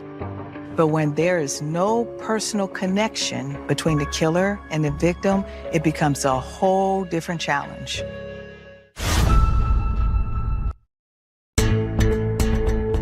May 25th, 2020. Detectives in Gulfport, Mississippi, are searching for 31-year-old Gitano Lewis and 27-year-old Aaron Mays, who've been identified by Raphael Richards as the couple who shot him.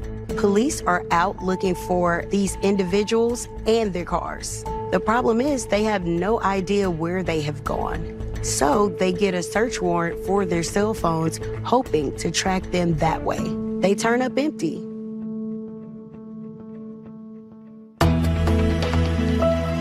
Later that evening, a police officer in D'Iberville, Mississippi, a small town about 15 miles east of Gulfport, makes a traffic stop of a car matching the description of Gitano's vehicle.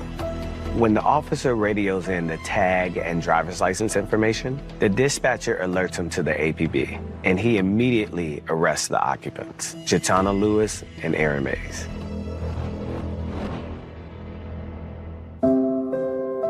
Gitano Lewis was born in Gulfport on September 22, 1988, the youngest of 3 children. It didn't take long for her to suffer her first setback. When Gitano was just a week old, her father ended up getting extradited back to New Orleans, where he's from, and they took him to prison. So they left me there with my little baby girl to raise her by myself. Raising children as a single parent could be extremely challenging. And so oftentimes those parents would turn to their parents for assistance. My mother, she's the biggest support system ever. She taught me very well. She raised us. I raised my children raised their children. You know, it's a generation thing. And for a while, Gitano seemed to be on the right path.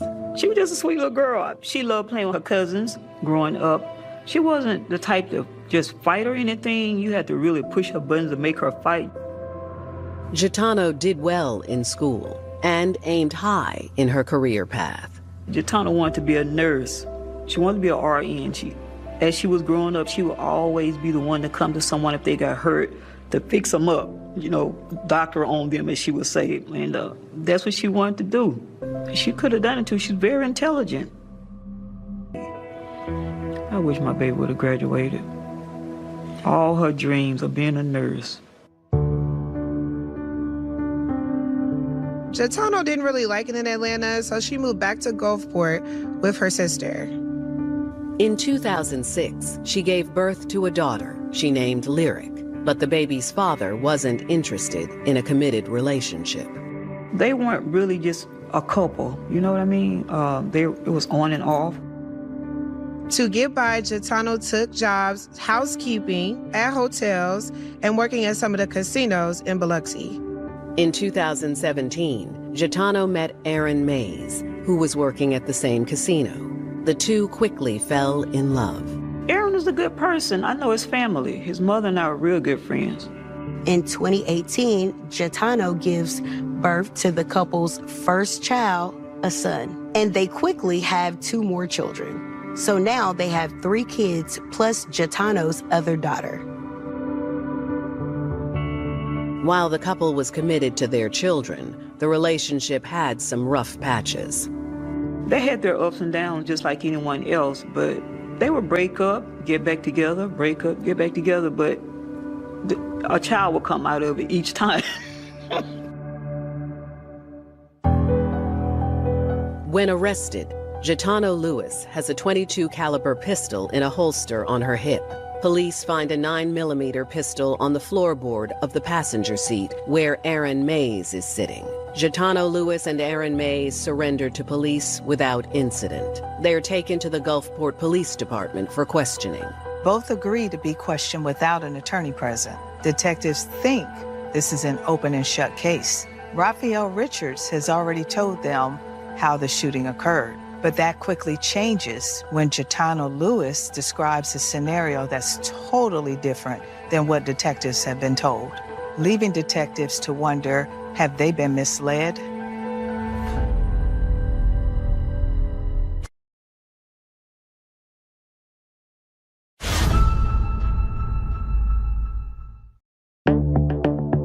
The day after a fatal shooting at the Emerald Pines apartment complex in Gulfport, Mississippi, police officers in the neighboring town of D'Iberville arrested 2 suspects, Gitano Lewis and Aaron Mays. Both were taken to the Gulfport police station to be interviewed by homicide detectives.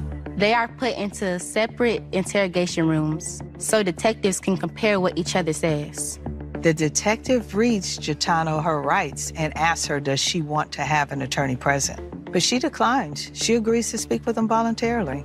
She says she has nothing to hide. Gitano readily admits that she and her boyfriend, Aaron Mays, were at the apartment of Raphael Richards' girlfriend that night.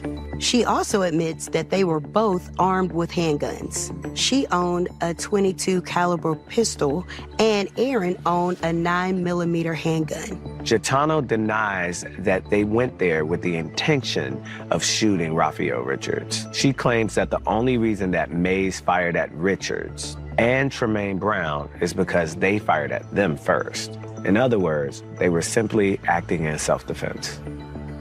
Lewis states that her 3 cousins entered the apartment to talk with Richards, but she and Aaron stayed outside on the sidewalk. Several minutes pass. Then, Gitano says she saw Tremaine Brown walking down the sidewalk towards Richards' apartment. Gitano said Brown asked her what she was doing there, and she told him, "You know what we're doing here." She says then Brown said to her, "Hold on, I'll be right back," and started walking to the front door of Richard's girlfriend's apartment. Gitano tells detectives that she saw the door to the apartment open and saw Richard standing inside the apartment pointing a gun at her. She says she pulled out her gun to pull the trigger, but the gun did not fire. It was jammed. She looked at Tremaine Brown and saw him pull a gun out of his pants, and he began pointing it at Aaron Mays. According to Gitano, she then heard the sound of gunshots and realized that Aaron was firing at the open door of the apartment. Gitano says Brown ran to the apartment door trying to get inside, but Richards was pushing the door closed and Tremaine could not get in. Gitano says that her boyfriend then fired 2 shots at Tremaine and struck him in the back. He fell to the ground.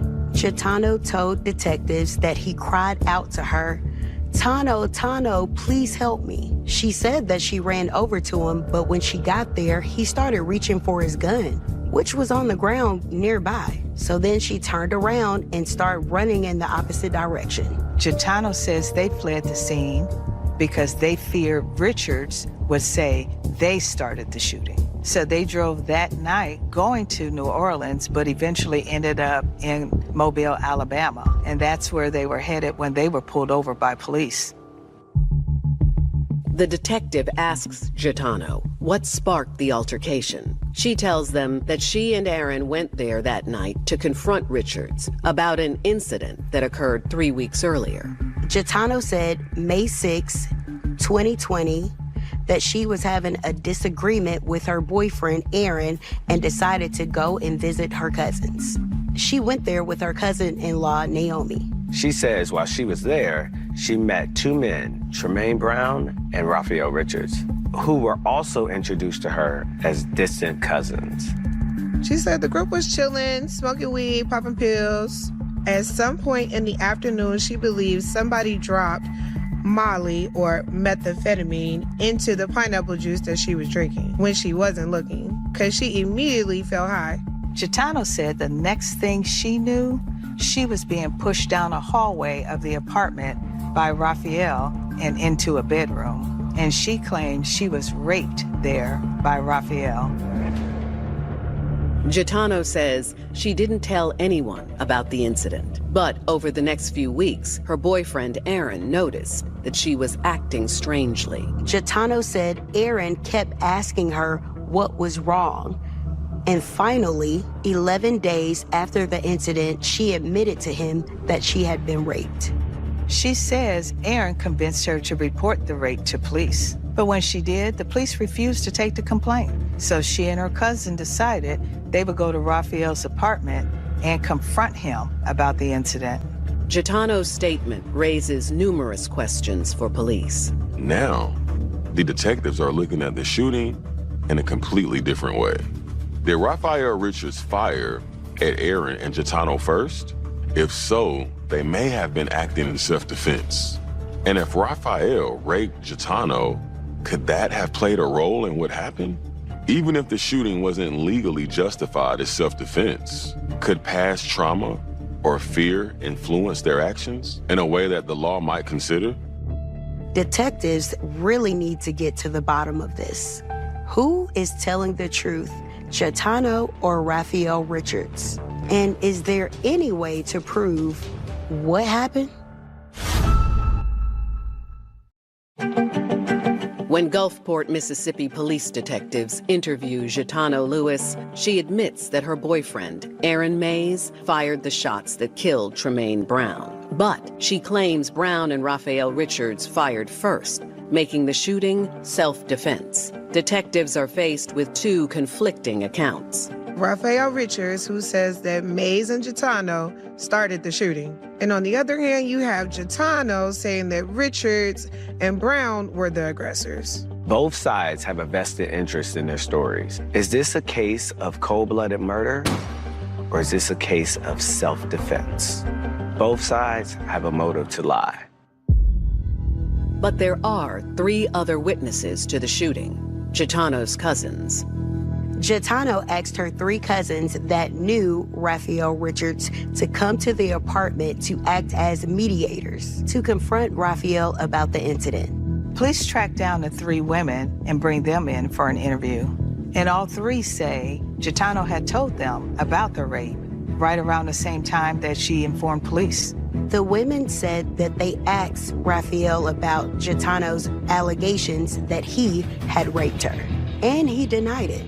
He had admitted that she had came to his apartment a few weeks earlier and they had been drinking and smoking before having sex that afternoon.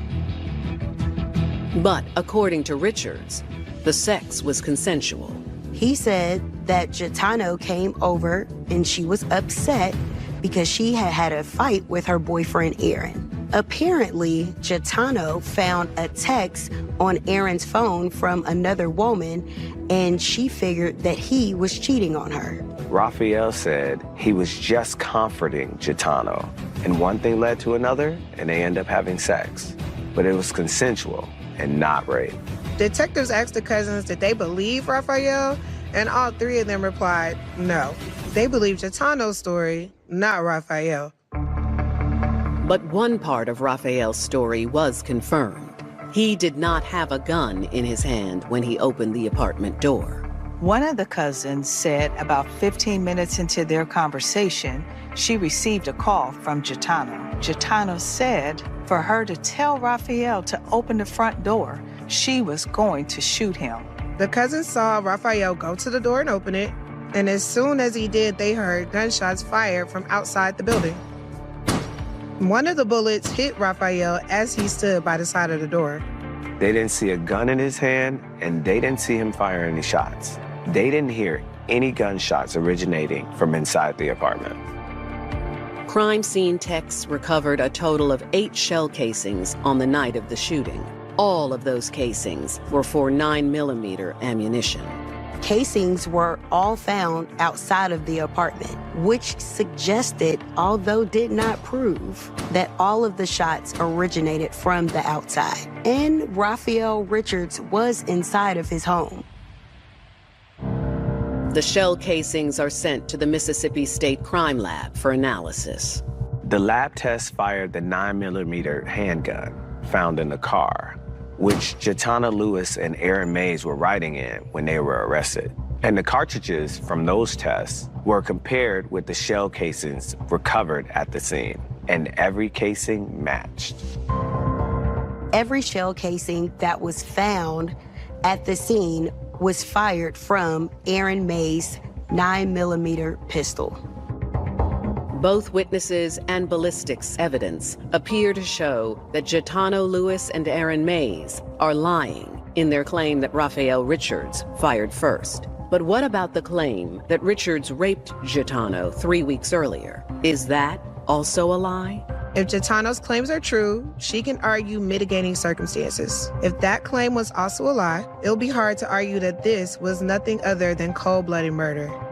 To decide in which how Jatano and Aaron should be charged, the prosecutor decides to convene a grand jury, which will hear witnesses and review evidence. If there is evidence of rape, then Raphael Richards will have to go to trial on those charges. The question now is, will the grand jury uncover the truth?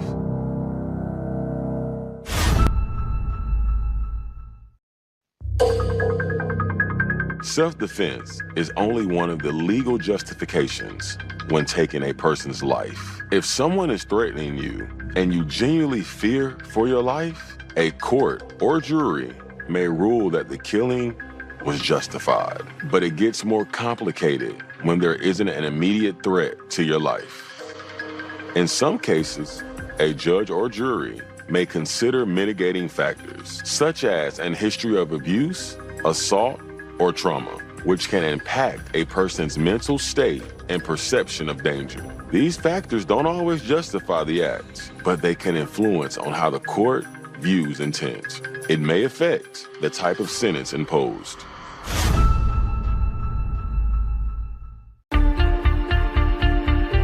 Prosecutors in Gulfport, Mississippi, have impaneled a grand jury in order to decide if Raphael Richards should be prosecuted for rape against Jatano Lewis. Because Aaron and Jatano have already admitted to the shooting, Aaron Mays is charged with aggravated assault and manslaughter, and his bond is set at $1 million. Jatano Lewis is charged with aggravated assault and accessory after the fact, and her bond is set at $500,000. If Richards is found guilty of raping Jatano, then she and her boyfriend Aaron will try to argue that they acted out of retribution, and this could be the difference between murder and manslaughter. A grand jury investigation is different from a trial, in that is no defense lawyer. It is simply the prosecutor presenting witnesses and evidence that a crime has been committed. And if the grand jury agrees, then an indictment is handed down and the case goes to trial. The prosecution presents numerous witnesses, including Jatano Lewis. Jatano tells the grand jury the same story she told the police, that she went to a friend's house and met Raphael Richards and Tremaine Brown. And at some point, she believed her drink was spiked with Molly. Jatano claims that she became high very fast. She was taken into one of the bedrooms by Raphael Richards and raped by him. But other evidence raises doubts about Jatano's claim. Police found text messages on Aaron Mays' cell phone that suggested that he was having another sexual relationship with another woman. And there was evidence that he and Jatano fought about this other woman before she went to go and visit her friend. Jealousy is an extremely powerful emotion, and it raises the question, Could Gitano have gone to her friend's house to party with other men because she was angry with Aaron and wanted to make him jealous? Is it possible that she decided to have consensual sex with Raphael to get back at Aaron? Other witnesses testify that Gitano's actions the week after the incident also raised doubts. On 2 occasions, the week after the alleged rape, Gitano returned to her cousin's house and hung out with Raphael and Tremaine. It raises the question, why would she want to socialize with the man that she's claiming assaulted her? Her actions seem more consistent with Raphael being a friend rather than someone who raped her. It may be that she was using him to make Aaron angry, and that when Aaron returned to her, she created the story of the rape to gain his sympathy. The grand jury considers the evidence and testimony and refuses to hand down an indictment against Raphael Richards. The standard of proof for a grand jury indictment is only probable cause, which is far less than what's required for a conviction at trial. By refusing to issue an indictment, the jury was essentially saying they did not believe Gitano's story of being raped. The prosecutor decided to charge Aaron and Gitano with first-degree murder for the death of Tremaine Brown. The couple's charges are the same, despite the fact that Gitano didn't fire a shot. Gitano's cousin told police and prosecutors that when they arrived to Richard's apartment that night, that Gitano was the one waving around her gun, stating that she wanted to shoot Richards. When Richards opened the door, Gitano tried to shoot him, but her pistol jammed. Aaron and Gitano are both offered a plea deal. On August 10, 2022, they each plead guilty to 1 count of second-degree murder and 1 count of aggravated assault. They have both been sentenced to 40 years in prison. Aaron has had 10 years of his sentence suspended, reduced to 30 years to serve and 5 years probation. And Gitano has 15 years suspended with 25 years to serve, followed by 5 years of probation. When I heard that man say 25 years, my knees buckled, I almost fell out. I mean, I almost passed out in court. I don't have my baby around. My grandchildren have to grow up without both of their parents. 4 babies, miss all those years of seeing them grow up. She's been in there 2 years already. The children are steady growing big every day. It's a tragedy for all involved, but most of all, Tremaine, who was not directly involved in any of this. He was only there to help out his friend, Raphael Richards. This is an unfortunate, wrong place, wrong time type of situation. I'm guessing he just involved himself at the worst moment, I guess, of this situation.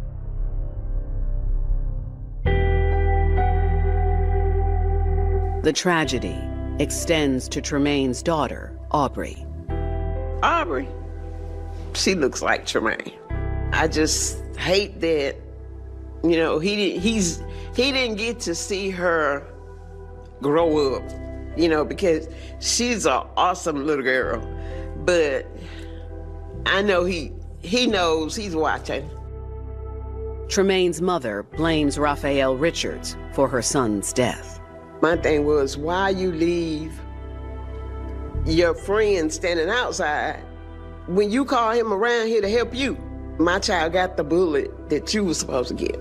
If he had handled his own problems, Tremaine probably would still be here with his baby.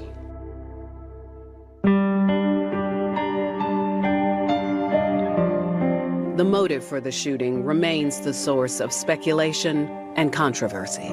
Gitano Lewis maintains that she was raped, though, by Raphael Richards.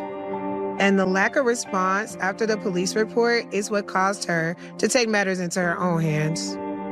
In the end, we may never know the truth about what really happened that night.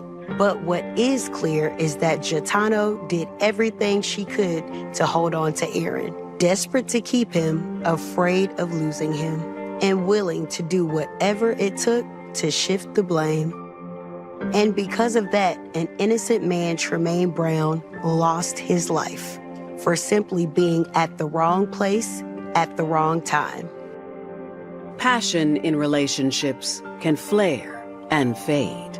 And when conflicts arise, a lover can seek comfort in the arms of another. But when that heat becomes too much and jealousy rears its ugly head, it can unleash a storm of fury.